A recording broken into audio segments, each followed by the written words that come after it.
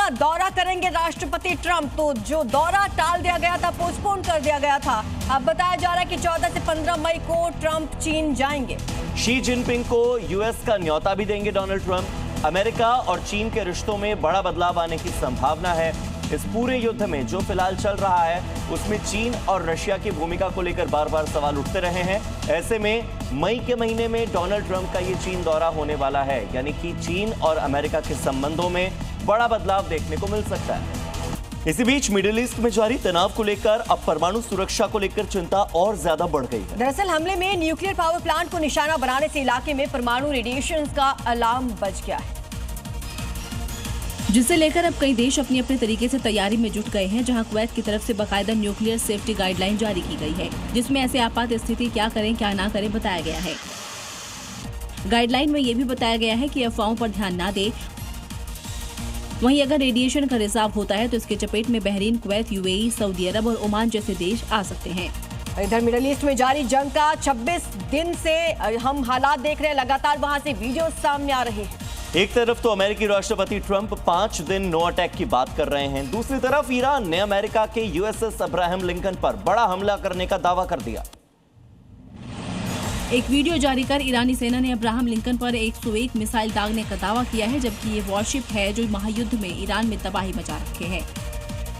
Iran ने हमले का दावा किया तो अमेरिकी राष्ट्रपति ने भी इसे सही बताया, क्योंकि अब्राहम लिंकन अकेला नहीं चलता। इसके साथ पूरा कैरियर बैटल ग्रुप होता है, जिसमें युद्धपोत, सबमरीन और एडवांस रडार सिस्टम शामिल होते हैं। इस कैरियर पर 80 से ज्यादा लड़ाकू विमान और हेलीकॉप्टर तैनात रहते हैं। युद्ध के बीच भारत के लिए अच्छी खबर, आज भारत पहुंच जाएगा जगवसंत कांडला बंदरगाह पहुंचेगा शिप। आपको बता दें एलपीजी लेकर आ रहा है ये जहाज, हॉर्मुज के रास्ते से आया है शिप। आपको बताया था 2 जहाज भारत पहुंच रहे हैं और बड़ी खबर ये कि आज ही जगवसंत कांडला बंदरगाह पहुंच जाएगा। एलपीजी लेकर ये जगवसंत जहाज आ रहा है। आपको ये भी बता दें कि हॉर्मुज का रास्ता पार करके ये जहाज आज भारत पहुंच जाएगा। इजरायली डिफेंस फोर्स की तरफ से अब ईरान के पावर प्लांट को निशाना बनाया जा रहा है। इसमें बुशहर न्यूक्लियर पावर प्लांट सबसे प्रमुख है, लेकिन इस हमले से अब मानवीय संकट पैदा हो सकता है, क्योंकि हमले में अगर न्यूक्लियर रेडिएशन लीक हुई तो ये पूरी दुनिया के लिए खतरे की घंटी होगा और इस खतरे की चपेट में पूरा मिडिल ईस्ट होगा। बुशहर में पहले ही इजरायल की तरफ हमले होते रहे हैं, लेकिन इस बार न्यूक्लियर पावर प्लांट को निशाना बनाया गया। तबाही का आलम आप इस तस्वीर से लगा सकते हैं, जहां दूर तक धुएं का गुबार नजर आ रहा है।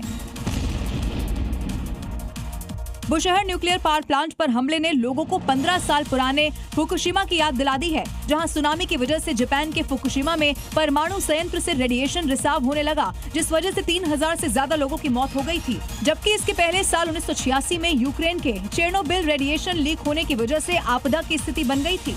तेल की बढ़ती कीमतों को लेकर व्हाइट हाउस की ओर से बयान सामने आया है। युद्ध रुका तो कीमतें अपने आप गिरेंगी, ये कहना है अमेरिका का। अभियान खत्म होते ही इसका असर दिखेगा और दुनिया भर में क्रूड ऑयल महंगा हुआ है, इस बात को अमेरिका मान रहा है। हालांकि अभियान खत्म होते ही असर दिखने लग जाएगा, तेल की कीमतें अपने आप कम होने लगेंगी, क्रूड ऑयल की कीमतें घट जाएंगी, ये कहना है व्हाइट हाउस का। आपको बता दें कि जब से ये युद्ध शुरू हुआ है उसके बाद से हॉर्मुज स्ट्रेट का रास्ता बंद होने की वजह से एशिया में, यूरोप में, खासतौर पर साउथ एशिया में तेल और गैस की जो किल्लत है वो बढ़ी और किल्लत बढ़ने की वजह से, डिमांड ज्यादा होने की वजह से कीमतें बढ़ती चली गई।